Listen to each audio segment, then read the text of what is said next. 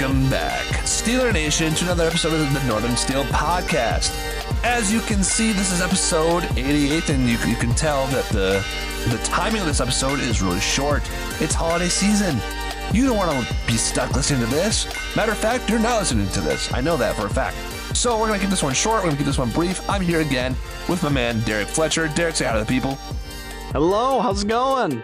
And tell them that famous number 88. Nice. It comes from actually a Bible verse, 88. A horse is prepared for the day of battle, but victory comes from the Lord. Okay, Bible verse 88. I don't know. Okay, it's Thanksgiving, not sure. Yeah. Thank you, Derek, for bringing that. We actually need some of that spiritual power in this podcast, and this team does too, because they blew it against the Cleveland Browns. And oh man, what a game it was. What an embarrassing game it was, I should have to say. They lost 26-18 in a blizzard on Thursday night, and I got a lot of thoughts about it, a lot of things to say. 24-19. Oh, thank you. Sorry. I just took a guess because I've already taken it out of my brain and thrown it into the dumpster. I haven't been on Twitter since then. I talk a lot of smack to Browns fans. And look, I'm not afraid of Browns fans. They can talk smack if they want to. I just don't want to see it. They're 3-8. I don't care. It's a divisional game. I'll get into all that. Derek, what did you think of the game as an outsider? Well, I kind of alluded to it earlier, but victory comes from the Lord, and boy, did the Lord show up. Jameis Winston. Okay. Okay. Last week we said don't overlook the Browns. God damn it, please don't do it. And here we are. They lost. You lose an ugly divisional game. Hot take. I don't think they did overlook the Browns. I don't think they did. No, and I think. Oh, go ahead before I get to my thing. I think. Well, not everything was so negative. There were some positives to take out of this game.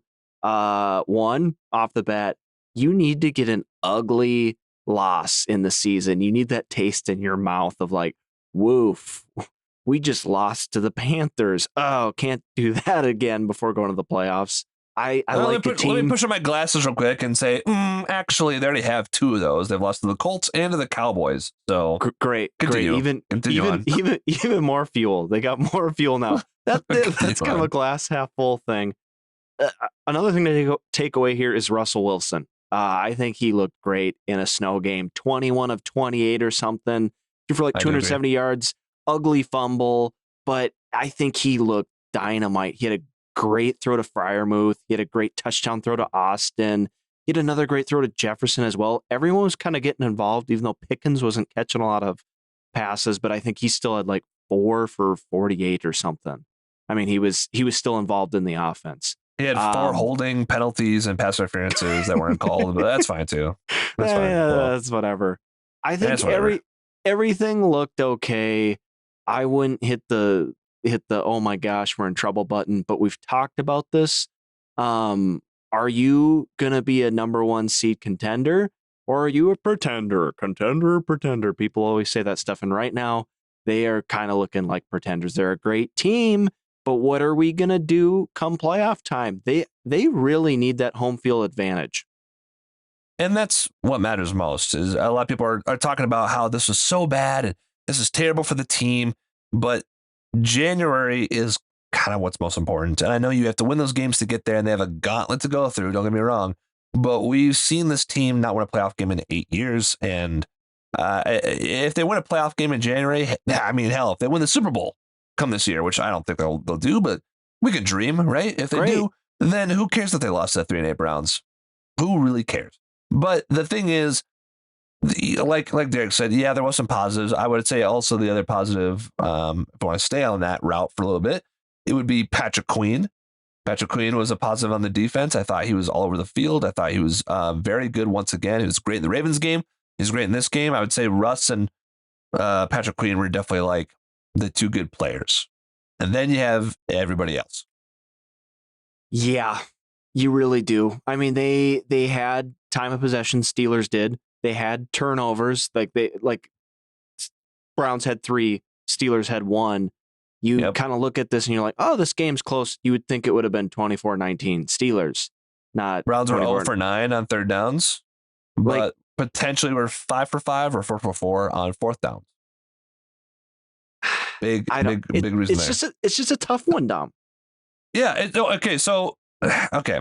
You mind if I rant before you go? Let's hear it. People, you mind if I rant?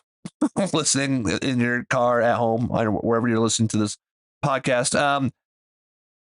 So like I said, I don't think they were looking past the Browns, but there's so many reasons why they lost. But first, let's start off is like, it's a division game. As much as I don't like the Browns, I don't respect them, and I think they suck. It's a division game. Division games are hard. The Commanders lost to the Cooper Rush Cowboys. The CJ Stroud Texans lost to the Will Levis Mayonnaise Boy Titans. The Vikings almost lost to the Bears in overtime. Boy. But that's division stuff. The Bills crush teams, and they almost lose to the Jets and Dolphins every time. They barely inch it out against that. It's division play. I mean, division play is always going to be tough. No matter. I mean, the Broncos, who play the Browns this week, could kill them. To me, that doesn't mean the Broncos are that much better than the Steelers. It's division play. I mean, they only beat the Raiders by like 10 points. And the week before that, play. I believe like the week or two before that, they almost beat the Chiefs too. They did. They just were a blocked field goal away from beating the Chiefs. So how do you play like that against the Raiders? And then Gardner Minshew starts for a quarter looking like he's going to steal a game. And now he's out for the year. Rest in peace. Yes, rest in peace. It's division play, right? And it's off a short week in a stadium that, since Big Ben has retired, they haven't won in. That used to be Pittsburgh home number 2 because Big Ben had more wins in that stadium than any Browns quarterback ever until Baker Mayfield stuck around long enough. And now they haven't won since then. They've been losing the past 3 or 4 years in that stadium. It's a tough environment. It's a division game, a blizzard, all those things. You can keep those in a box, and that's tough, right? Number 2, the players themselves didn't play well. We talked about Russell Wilson played good, Patrick Queen played good. Those are 2 standouts. And we had some names out there. Kevin Austin made a great touchdown play. Frymouth had some things. Naj and Jalen had some good runs. Even on defense, I thought Joey Porter did pretty decent as well. But the thing is most of the players played pretty bad, especially when it's in a situation like TJ Watt not getting a pressure at all. That's just not common. So when we talk about like, I'm kind of jumping all over the place, but I know, Derek, you brought up like, is the sky falling or is this like the end of the world? It's on the defensive side. I'm not feeling that way right now because that kind of play from that defense is more of an anomaly than how I think it's going to be. Terrell Austin, the Steelers defensive coordinator, does suck ass. And that's true. But he has sucked ass for a long time. And that's no mystery. The elite players on the team have made up for that. So do I think Terrell Austin's going to help this team improve? No, I don't. But the players themselves can play better than what they did. So that's why I'm optimistic that the defense can get back on that horse because they can play better than that. I mean, TJ hasn't had a game without a pressure since 2019. That's 5 years. That's not likely for him. TJ Watt is one of those people that we put up there on it'll be when his career's not all said and done, but like right now we're like, oh, he's a Mount Rushmore player just because he's like the hot player right now. Well, Russell Wilson got sacked 4 times and 3 of them were against, you guessed it, Myles Garrett. Yeah. Defensive player of the year. He had a good game. He had a great game. Don't get me wrong. I'm saying, I'll give flowers where they're due. Also, we're not doing highlights this week. And no, it's not because I'm embarrassed. I just don't have the time. I will do them later, and I'll talk smack about the Steelers. Okay? But Myles Garrett played well. He really did. And I think there's enough things in this game where I'm not hitting the panic button on the Steelers, but maybe this loss kind of stings a little bit for TJ Watt. Not because I genuinely think he's like so bothered by it or whatever, but it's all the buzz around what people are saying now where it's like, ooh, Myles Garrett against TJ Watt, and he has his his brother is behind the scenes, kind of almost like amping up the drama behind it. Like, oh, he should have won Defensive Player of the Year and blah, blah, blah. Which is funny because Myles Garrett usually is a ghost in those games, and he has one good one, and everyone's like, he's got his number. Myles Garrett's the best, and it's like, it's one game. TJ usually smokes the Browns. Usually, but they didn't. Not this time. And I think this is going to give enough fuel, hopefully, to that defense to be like, okay, all right, you get that's what you guys think of us. All right. Offensively, staying on the players just not playing well. Like we talked about Russ playing well, but like offensively, just no one really was playing that well. I know I said like Najee and Jalen had some good runs. Jalen had more better runs, but like the offensive line was atrocious. It was easily Zach Frazier, who's a rookie center, has been top of the leaderboards on the ranking charts, on the PFF ranking, even though that stuff's made up and I hate them. Mason McCormick at SDSU has been playing really well. Isaac Samuel, all those guys had their worst game of the year. Like just absolutely smoked and demolished nonstop throughout the night. So the O-line was bad. Russell Wilson was getting sacked, like you said, 4 times. I think all those mostly in the first half. So the first half offense was terrible. And the reason why I'm saying Russ did well, if you're like, well, actually Russ fumbled 4 times and he fumbled the ball like on his own or whatever. My thing is that he played so well because they had such a bad first half, play calling, playing wise players. And then it snowed and it got worse. And he's getting pelted in the eyeballs with giant snowflakes. And he was just throwing just dimes and moonballs and crawling back this team. So he gets like the A+ in my book for playing that well in those conditions. Yep. Even like the people on TV are like, well, we're approaching the red zone. And don't you know how Russell Wilson, hey, he threw a touchdown already. Never mind. Oh, mm-hmm. And then it was like 4th and 5. And that's when it was almost like he spins out of the pocket and him and Myles Garrett almost has like this head-to-head gladiator matchup. And he just throws that dart out to Freiermuth. And it's like, it's encouraging to see those type of things. And also, I mean, everyone got involved. I have two things I want to run by you, Dom, on the offense. Yeah, and real quick, I want to say what you brought him and Myles Garrett too. Russell Wilson, the reason why I also got my flowers is because he was getting absolutely demolished. Yes, all night long, and probably should have got a couple more roughing the passer penalties. But hey, I'm not gonna fight for those. Those are kind of the weak calls. But he's getting crushed out there. Yeah. No, couldn't agree more. The line didn't play well. So that which leads me to 2 things I kind of want to run by you. I'm getting your thoughts on this. Okay. So there's been a little bit of like chatter on like, oh, this offensive line isn't good. I haven't heard you say that. I heard you say they played bad this game. You believe in this offensive line. You believe that they're going to lead this team into like they're capable in January. I've seen worse.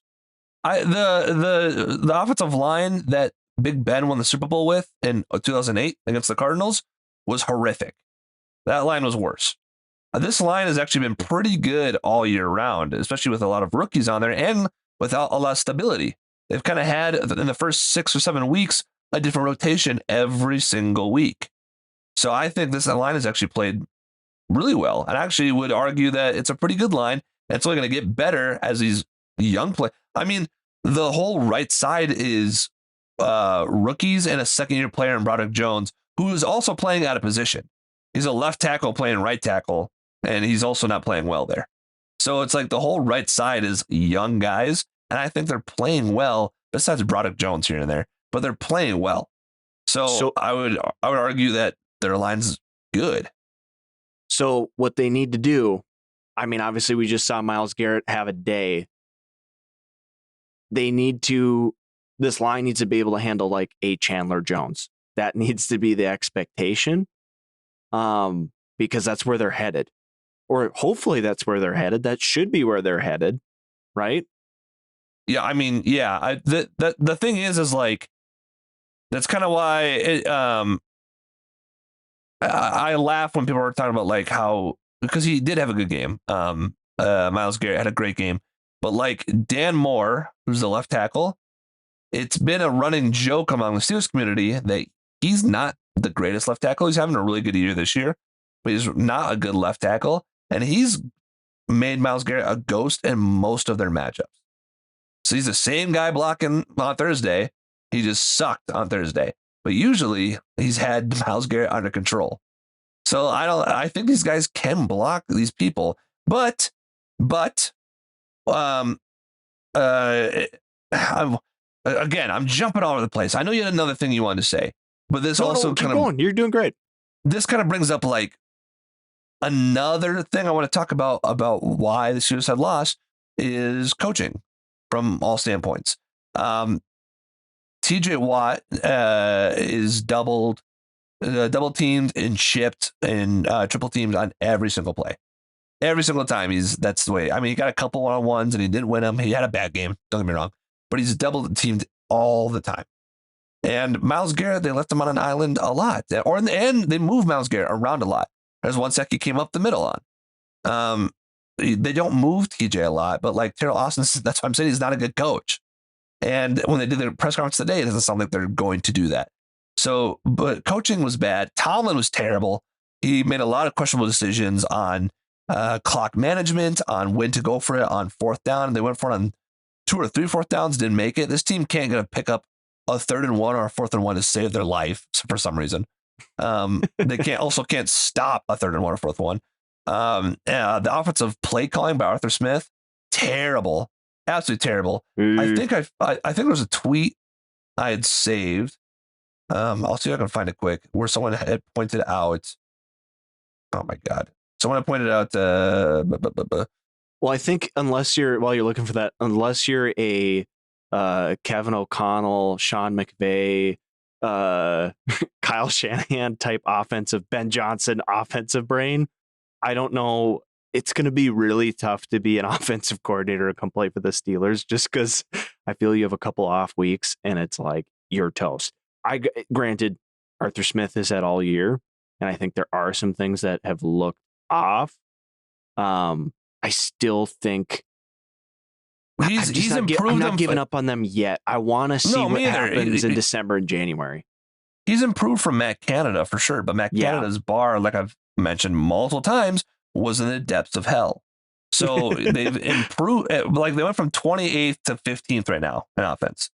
But there's still, I think, I'm trying to find this tweet as fast as I can. There was oh boy. We're live, so I mean everything is just going in. No, the second thing I wanted to run by you here. Okay, real quick. It was basically is the percentage of first down runs and second down runs, and it was high. So I don't have the exact number, but I remember it was like within 70 to 80% of first down runs throughout the game, and first down and second down runs was still 70% in that range. And so the play calling was bad because it's also predictable. It's very, very predictable. And he's been that way a lot recently. He's also, they haven't scored a touchdown on their opening drive, so they're looking to try and change that. So coaching was also horrific. And kind of like you said, though, too, I guess I'm optimistically cautious or whatever about Arthur Smith because he is new. And I was over Matt Canada. But I know he's coached for a while, so people are like, no, he can't turn it around. This is how he is. I don't know. It's a different team, different setting. Maybe he can. I don't know. But I guess I'm going to hold my hat on that until he doesn't. I completely agree because it's kind of alluded to earlier, but it's like time of possession, turnovers. Like Steelers are usually controlling that. And that is why they're 8-3, because they are doing, I know it's like the really dummy, like almost like a Tomlin, like a defensive minded coach where you're like control time of possession and like just, play good defense and we'll win the game. Well, that does actually turn out to actually work. Now that can't be your whole game, which has kind of been the Steelers' whole game for a while. But well, it's good to hear like you're not doom and gloom on the offensive line because some people have kind of at least been worried about it. Most people are dumb. So, all right, you said it. You said it. The second thing I've been saying it. The second thing I wanted to run by you. So the offensive line's great, right? They're not great. You said they're good. They're good. They're acceptable. Najee Harris, he's disappeared. Where is he? If he has this good offensive line, where is he? The last 3 games have just been 53, 63, 41 yards, and like not even 4 yards a carry, 2.5, 3.5. And like, what did I just say? The stat I just told you about their first down and second down run percentage. You said 70, 80% of the time they're running on first down and second down. A lot of teams it's predictable. Do that. No, they do not. They do not do that. If you're running on first down every single time you get a first down, what are you going to do as a defense? Stack the box. So every single first down they get, it's a 1 yard run, a 2 yard run, because it's a run play every time, every single time. How like so now you're in 2nd and 9. Do you run on second and long, or you do a play action?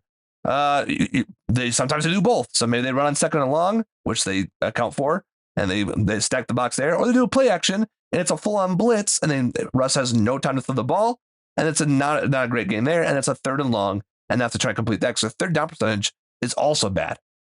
So my thing with Naj, and it's been this way for years, because I love Jaylen Warren too. I really do. I think he's a great running back. He's got undrafted free agent Willie Parker's cousin.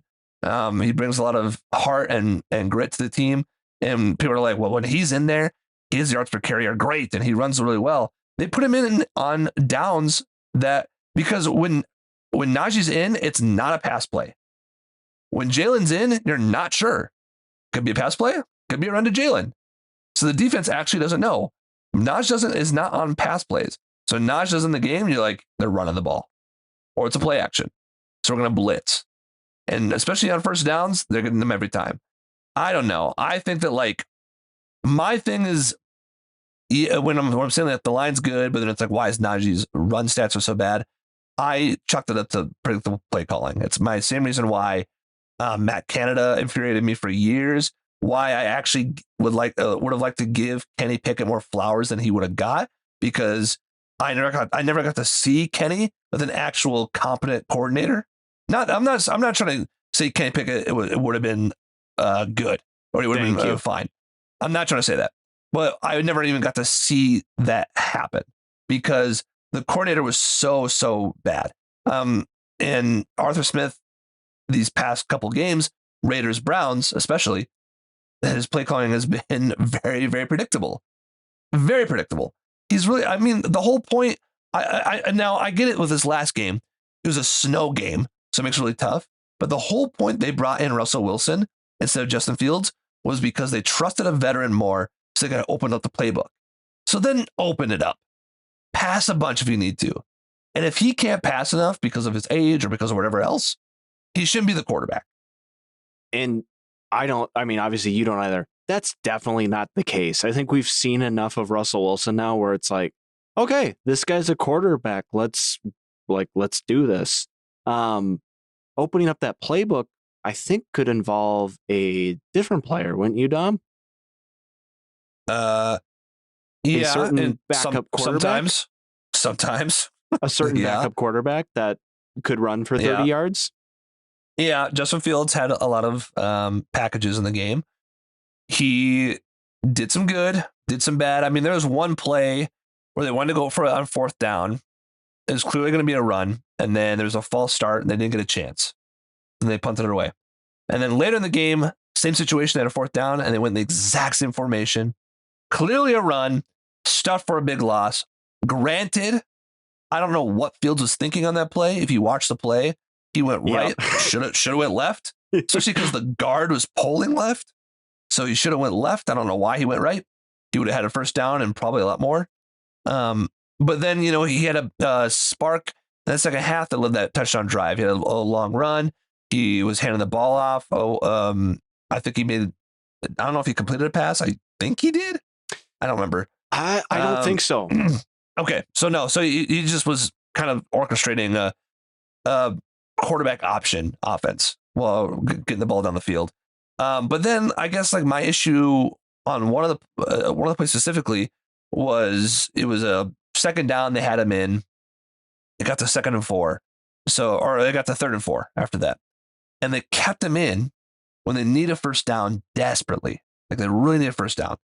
And if Russell Wilson, to you as a coach, is your passing quarterback. Now that I think Fields can throw too.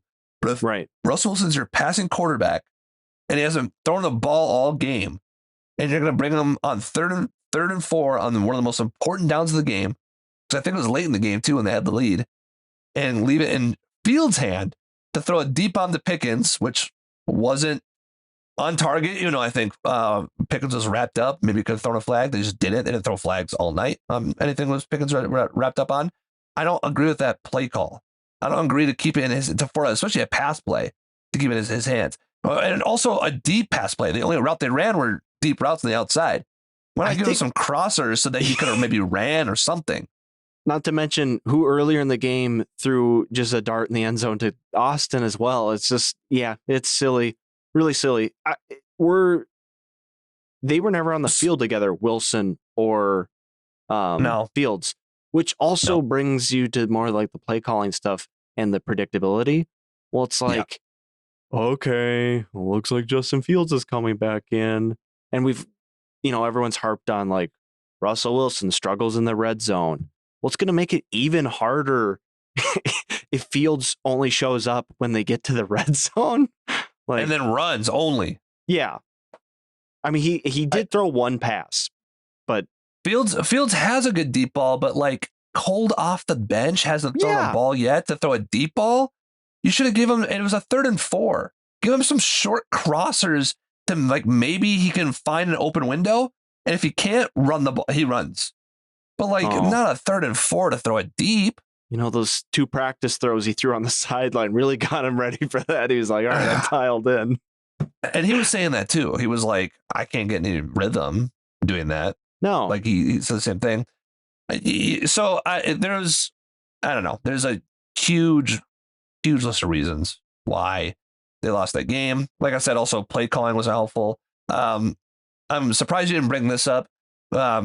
Because the Naj and the line stuff pissed me off already. But what's also been pissing me off this week was people talking about George Pickens, how he is a diva and he would rather fight in the end zone than go for a Hail Mary. Oh, he was pushed out of bounds. He was looking back for the Hail Mary and was being pushed out of the end zone, which is a penalty, which they did not call because they never do on Hail Marys. That's like a thing. It's like a cardinal rule, apparently, in the NFL. They don't call penalties on that. He was pushed out of the end zone during the play. And of course he's going to retaliate. It's George Pickens, man. Dude, but he was like already pushed out of the end zone. He can't do it. He can't touch it anyways.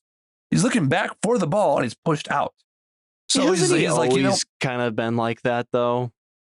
Yeah, but I like that because he's like, you know what? This you kind of like every team kind of needs a guy like that.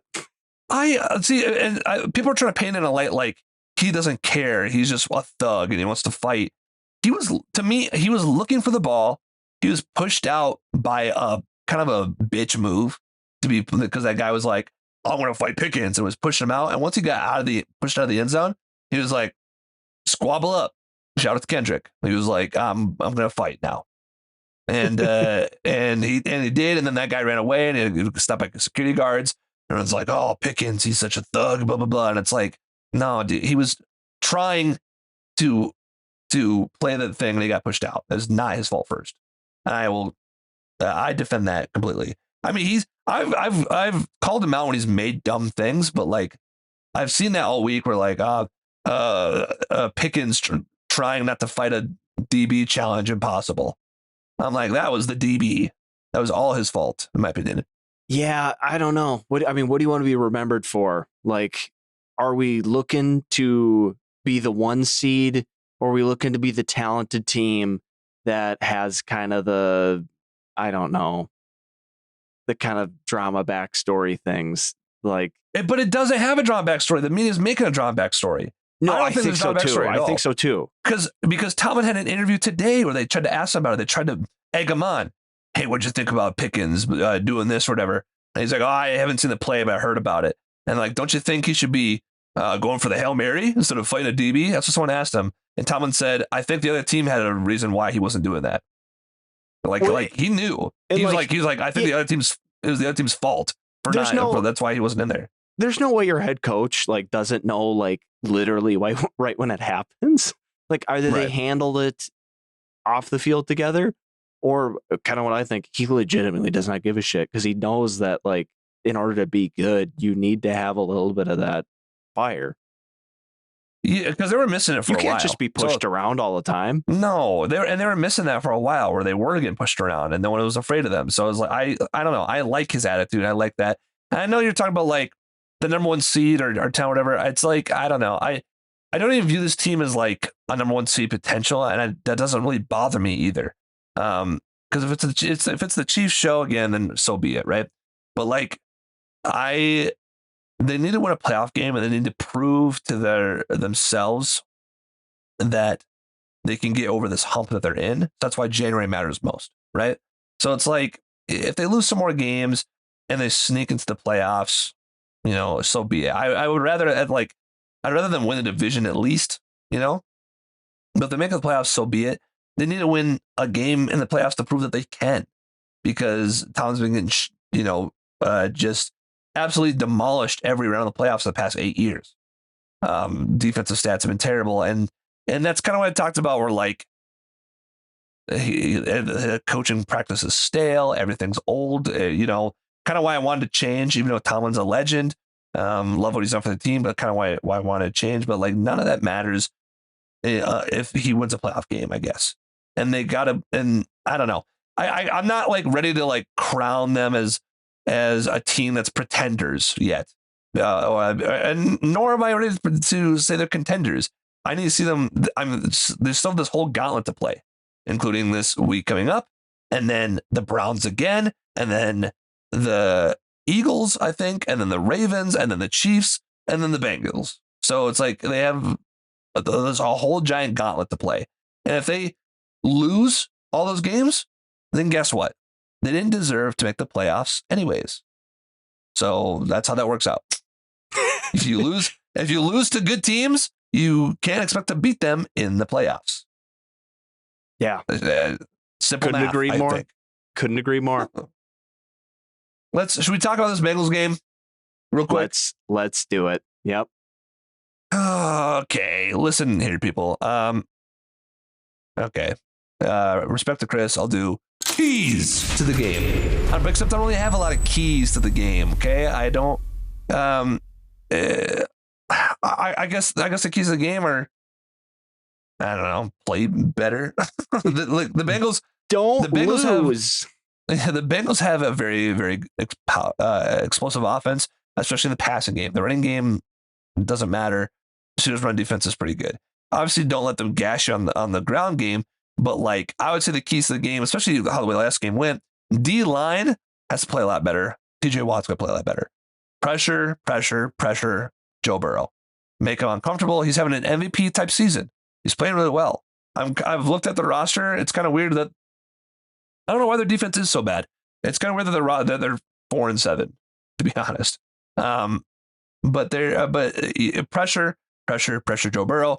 Do not let them stop you. Also, I would say another key to the game still on defense. Don't let anyone break off. Make sure your tackles are tight, because Jamar Chase can break it to the house. So if he catches the ball, tackle him right away. Keep everything in front of you. You have to keep it in front of you. And then offensively, I would love to see a key to the game for this, because I think it's kind of the same situation. The Bengals run defense is actually middle of the road, and their pass defense is last. And I know that Arthur Smith and this team has just been like, we're just going to run the ball. We're just going to run the ball. But their pass defense is worse. So what I would like to see, it's not even a key to the game, it's something I'd just like to see. Mix it up. Do not run every first down. Do not run play action every first and second down. Pass the ball. It's what they're bad at. They're not great at it. Pass the ball. Get the balls to your playmakers. Russ, cook. Let them cook. That's my keys. I mean, I'm gonna basically mimic what exactly you said. Like, what are the Bengals good at? Offense. Scoring. Offense. Joe Burrow and Jamar Chase are having two holy shit, who cares seasons right now. Jamar Chase is gonna be like the triple crown on and not even make the playoffs. Like, what are they doing? Like, what do they? What do they do bad on offense?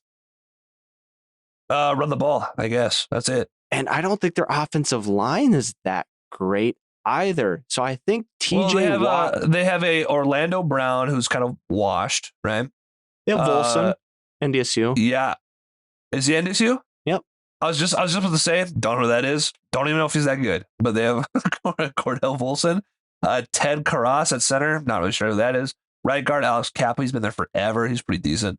And then the right tackle who I wanted in the draft, Marius Mims out of Georgia. I think he's pretty good.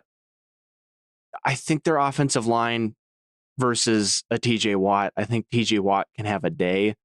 And I think that's what they need to do. They need to pressure Joe Burrow, like you said. Offensively, yeah, they need to do a lot of what they did last week. I mean, I want to see everyone getting the ball. They threw a 2-point conversion to Cordell Patterson that wasn't converted, but it's like, oh yeah, that's right. We have him. Let's try to use him. Terrible play call as a 2-point conversion, but yes, use Cordell Patterson, but don't throw a 2-point to Cordero. Throw it to George Pickens or Darnell Washington. Yeah, didn't he gain weight? He gained weight to be a running back, and you're like, get vertical. It's like, okay, yeah, no, throw it to Pickens was dumb. Or 6'7" Darnell. Somebody else. Yeah, like Washington, Freiermuth, Patterson, Warren, Mike Williams. Where the hell did he go? Like, what was that one catch? So I'm okay with an offense and it's not saying throw the piss out of the ball and then not control time of possession, but it's like short slants, really quick passes, getting the tight ends involved. Like Russell Wilson, he likes tight ends. He can throw to them. He's a very capable quarterback. I feel this whole mixing up stuff, bring in more of Fields.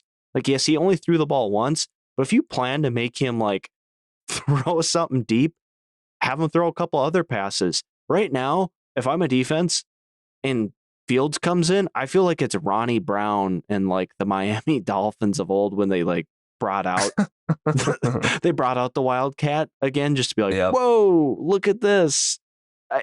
It doesn't scare me, but I think it's capable of scaring people because Justin Fields is a good quarterback. So let's see. Act like this is your kind of audition to keep your job as offensive coordinator. I don't want to get that hyperbolic because I don't think Arthur Smith needs to just get shit canned or whatever. But I do need to see something at the end of this year and into January. And if you're going to beat the Bengals, they're once again a divisional opponent. This isn't not an easy out. I also would like to see. This is a great example, and I feel like Russell Wilson missed this because he's 5'9" or however tall he is. But they've been doing that play action at Darnell Washington a lot, where they would do the play action, rolls to the right, and Darnell's right here.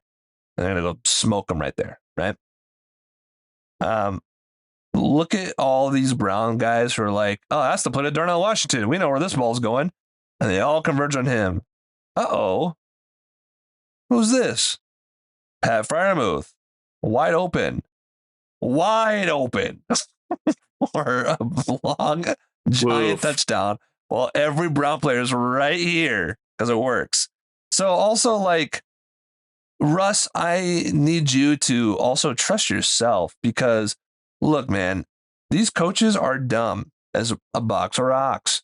So if they call a play like that, and you know that the play call is to go to Darnell Washington, it's okay to not look his way because everyone knows you're going to him.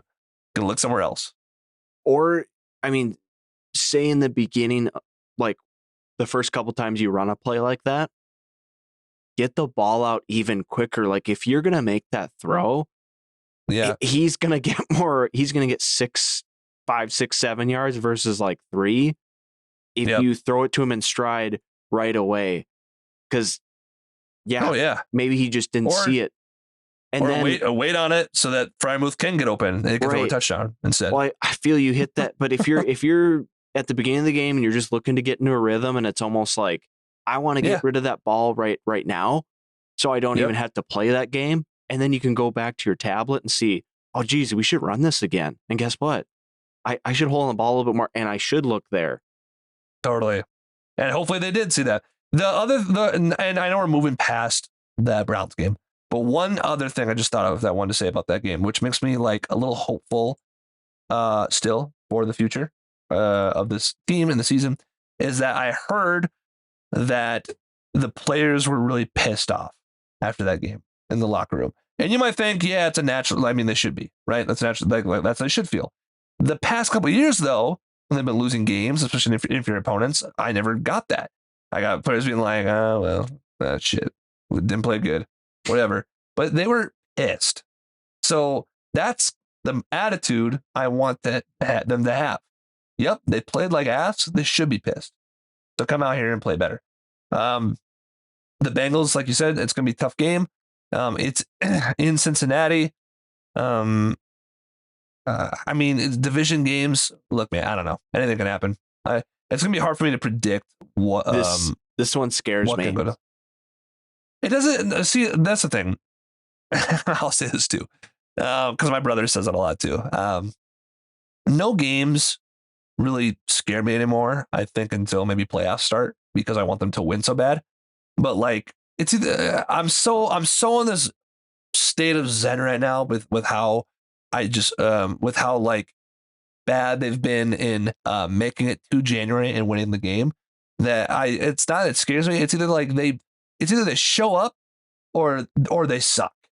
And then like I can live, like I'm just gonna have to live with whatever the outcome is, but it doesn't scare me. I'm kind of like living. Does that make sense? I'm like living for the moment.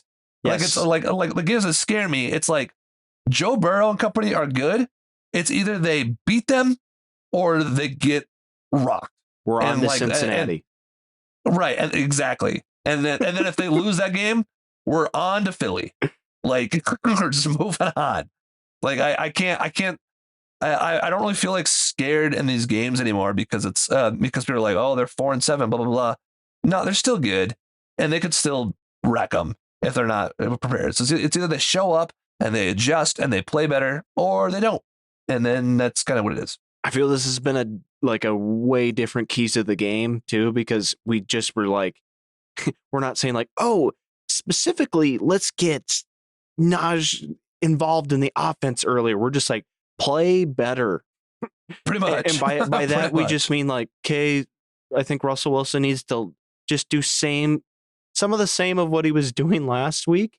And let's just build upon that. So it doesn't seem supposedly they worked on red zone offense and red zone defense a lot this week, which is, fine and dandy. But what does that mean? Does that mean like we worked on offense harder, so when Russell Wilson gets to the 25, we bring in Fields?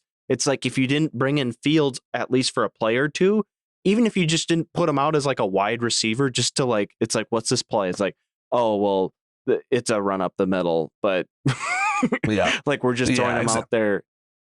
I don't know. I also don't know about red zone defense either, because the Bengals just like to score long plays.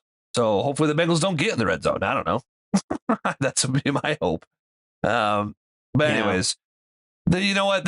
I'm sorry. This is supposed to be a short episode. It's not. I'm ranting, but it's not like an angry rant like it was in the past. I just have a lot to say about that game. It's not the world's not falling. The world's not falling.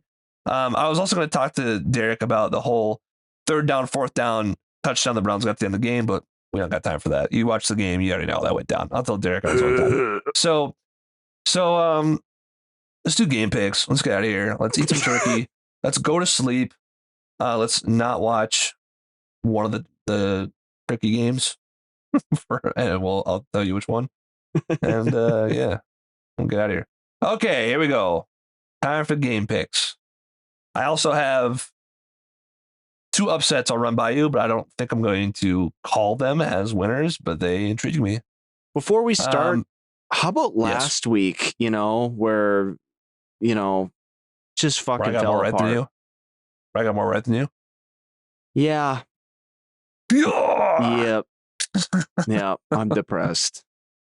Yeah, well, be better. Anyways, we got Bears at Lions on Thanksgiving. You know what? Chicago, Caleb Williams, he found himself. No. He's humming. I mean, he's got a little attitude now. But like, it's looking great. They're gonna lose. They're gonna lose hard. Yeah. Fuck the Bears. What a shit show. They needed a miracle onside kick, the first of the year, to barely just lose again to the Vikings. Now, I hate everyone in my division, and I don't want to see them win a Super Bowl, But how do you feel about the Lions? Because I'm terrified of them. No, I meant like I if the Steelers don't win, which like I'm not holding my breath, I'm not delusional, but like that's the team I'm rooting for is the Lions to go all the way. Would that make you happy, or would be like that sucks because they're in your division? Oh, it would. Yeah, it would hurt me just because when they played each other, there was that tic-tac-y call at the end, and the Vikings lost. So it's like, I would rather have lost off of a Sam Darnold pick than something where I'm like, kind of bullshit, but whatever. I feel like it would also hurt because the Vikings are 0-4 in Super Bowls. And if the Lions made one and won, that would be something that could hold over Viking fans for a long time. As much as I go like, well, they have one of the best winning percentages in NFL history for. Anyways, that's how much we don't care about the Bears. Is we just deviated from it. Bears are going to lose. Yeah, I agree. You saw that picture I sent you, or did I see the picture? Oh my God, no photo. No way. Here, I'll send it to you right now. I meant to do it this morning. I think I forgot. It's a tweet I saw where Jared Goff has 2,800 passing yards. Sam Darnold has 2,800 passing yards. Goff has 20 touchdowns. Darnold has 22 touchdowns. Goff has 9 picks. Darnold has 10 picks. You get the picture. Pretty much the exact same stats down the board. And Goff's an MVP candidate, and Darnold is mediocre. Yep. Also, people were saying there's arguments about weapons, and they're like, well, Darnold's got Jefferson and Hawkinson and Addison. I'm like, okay, dude, Amon-Ra, Jameson Williams, and his 2 running backs are insane. Like, I almost feel like as a collective, the Lions' weapons are better. It's Jefferson, Hawkinson off of ACL, an old Aaron Jones, and Addison. That's a good squad, but it's not. I would say Lions' weapons are better. So people are trying to argue that Darnold had better weapons. I kind of disagree. He's got great weapons, but I think completely disagree too. I think it's like 1A and 1B. I'm not like, like you said, like the Vikings have like Aaron Jones and kind of getting Cam Akers in there as well. He's the perfect recipe. It's like, sure, he's like older, but I will take what he gives for the next 2-3 seasons if you can. Yeah. I mean, absolutely. But I mean, another team that has, Keenan Allen, DJ Moore, inept coaches. I hope the Bears win. Well, yeah, of course you do. But I don't see them winning. Then it's nap time. Giants at Cowboys. They're going to keep Cooper Rush in, right? Since he won. So he just won. Yeah, I'm sure they will. God, he's boring. Who cares? In the other team is literally tanking. Tony Soprano made a phone call to get a quarterback in. You know what's so funny about that is this, when the Steelers lost to the Browns this past week, I wasn't going on Twitter.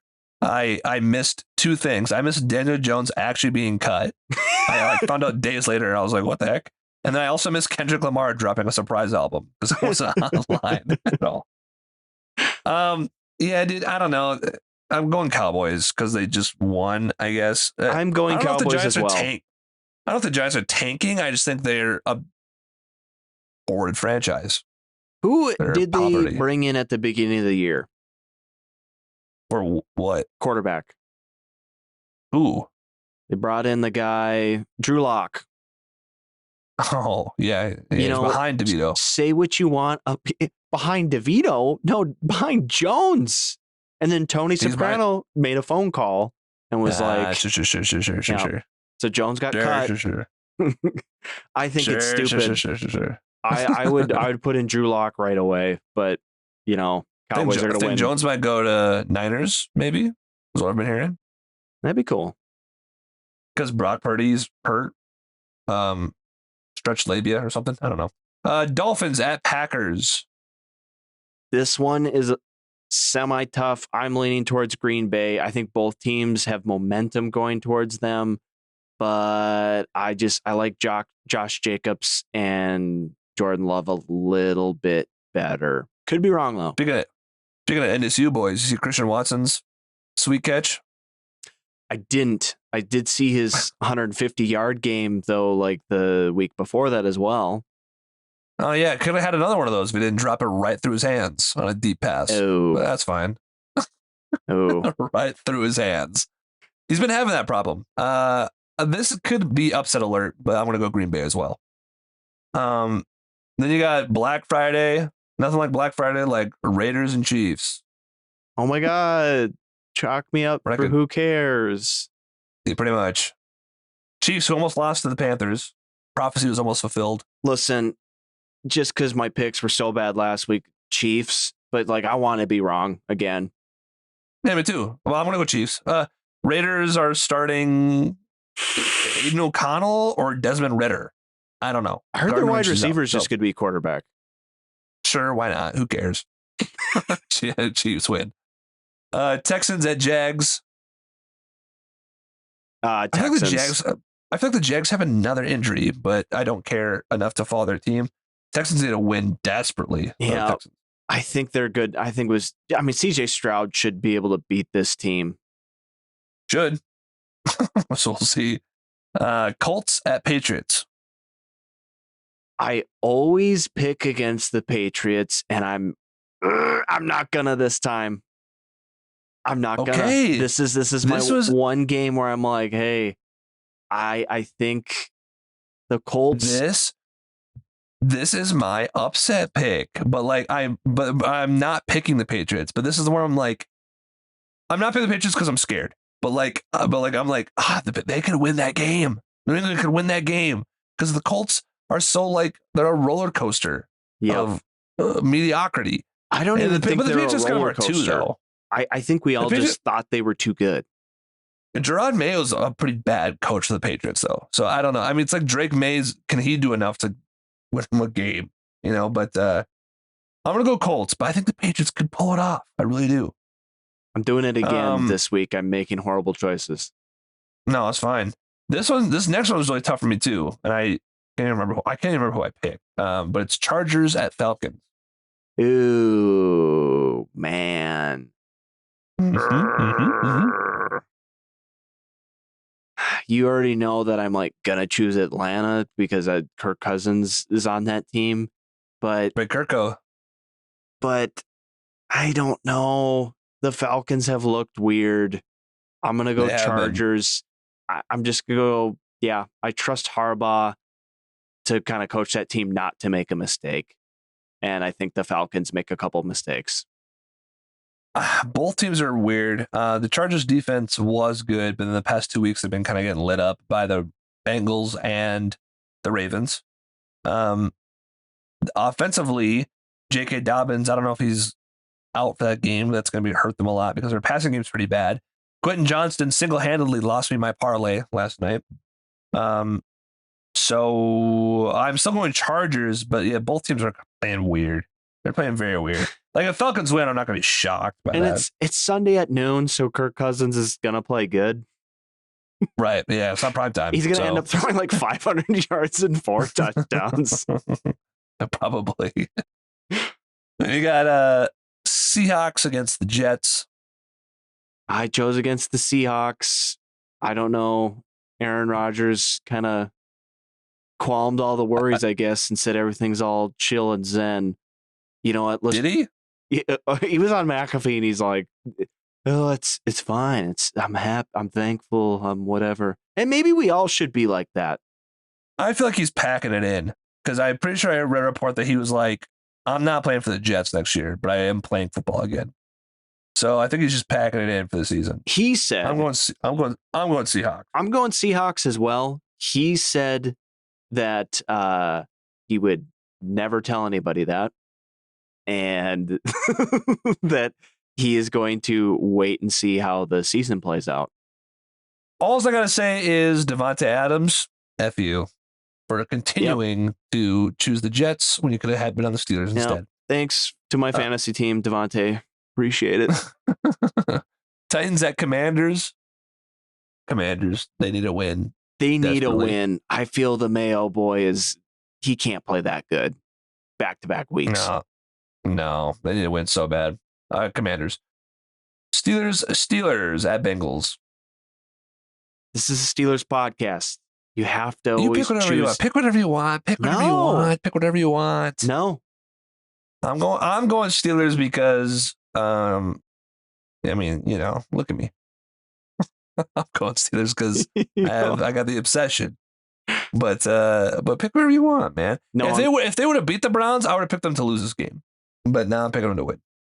I'm picking Steelers. They have to win this one, and I don't know. We'll see. No, I have to, but I'd like them to. They do. Dom, we can't settle. We gotta keep the momentum going. I know, I agree, but I'm also in that zone. Like I said, I'm also in that zone where, like, if they lose the games, they don't deserve to be there anyways. So, you're like Aaron Rodgers right now. I'm packing it in. I'm not. I'm quitting the Jets. I'm playing for the Vikings, like Brett Favre before me. Oh, please. Cardinals at Vikings. I'm going Vikings, but this is definitely the game that bites them in the side, where they've played the Jaguars, they've played the Bears, they've played some pretty shitty teams, and then you get kind of a decent team, and they're like, "Oh, shoot, we lost by 10. We probably should have done something." Like, they need to be 10-2. Come on, Vikings. Minnesota's a tough place to play. I feel like I'm just gonna go Vikings on that alone. Them to win that game. I think I don't know.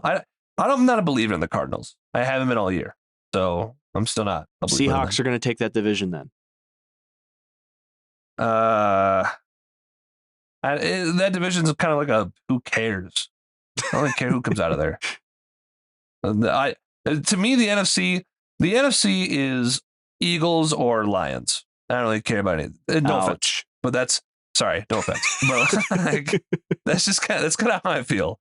It's kind of Eagles, Lions, and I don't really, and no one else really is going to come close. I don't think so. Well, so we kind of established that you've got out of your NFC, we have those two. Now, out of your AFC, who do you have? Because coming down here, like, the Steelers they need to be in that conversation. Bills for sure, because they're playing strong. And then it's a toss up between Chiefs, just because you can't ever count them out with their coaching and Mahomes play. I know they're not playing good, but like, that's a team that can turn it on in the playoffs, and we've seen them do it before. Yes. So can't really count them out. Toss up between kind of the Ravens because of how strong their offense is. But my knock on the Ravens is that I don't think Lamar plays well in the playoffs. So I completely agree. I'm not putting the Steelers in it at all. Don't get me wrong.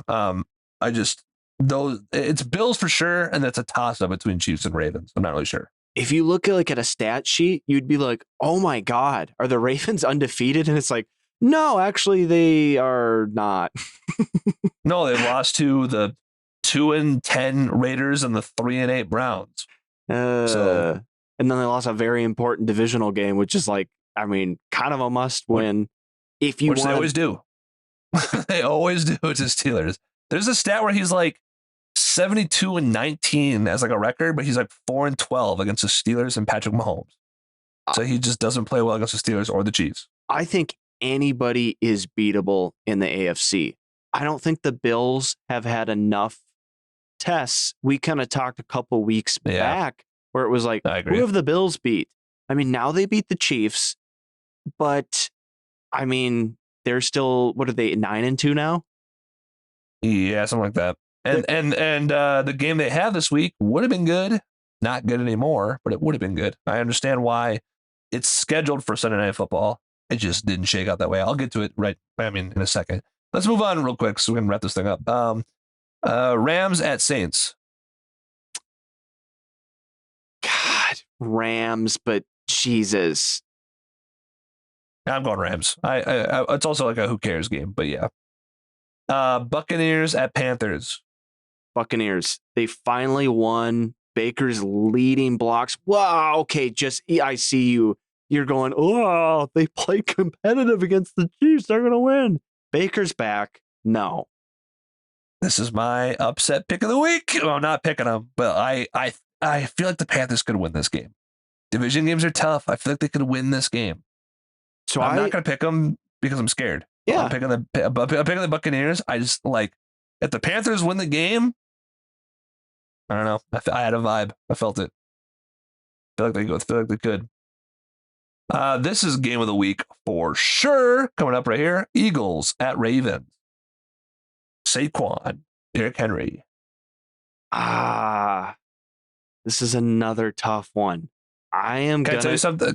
You say your pick. I'm going to tell you something. I'm going to go Eagles because I feel like we're at a 1A, 1B as far as running backs go. And I think these two running backs need to be in MVP conversation because I'm sick of it being a quarterback award, I guess. Although Lamar is playing lights out and probably deserves it as well.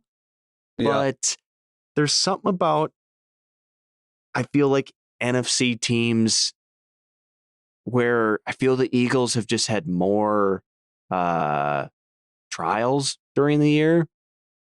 Sure. Like when they were 4-2, everyone thought they were complete ass. And now everyone is thinking like you.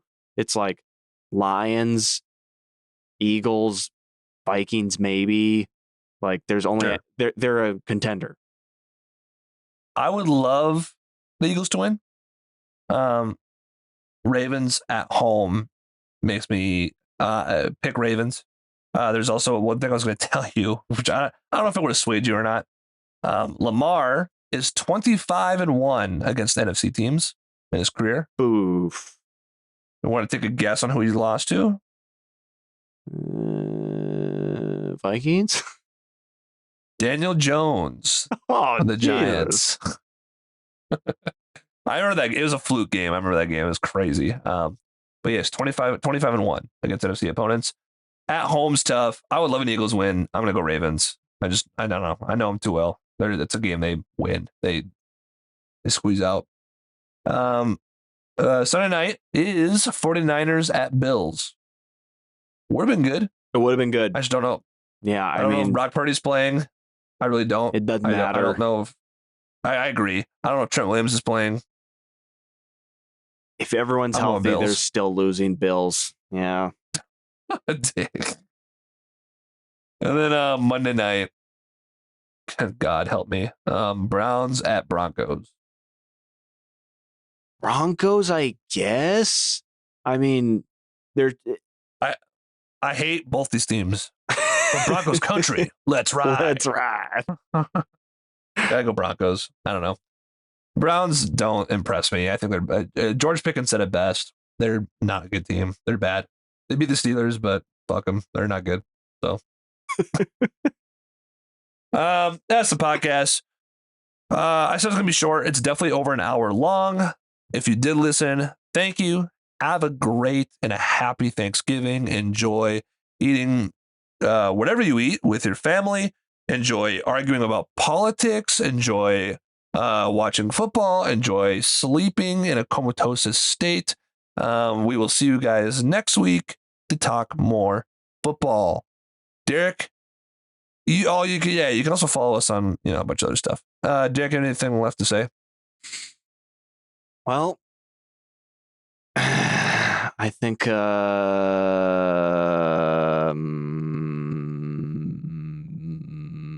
I concur. I agree.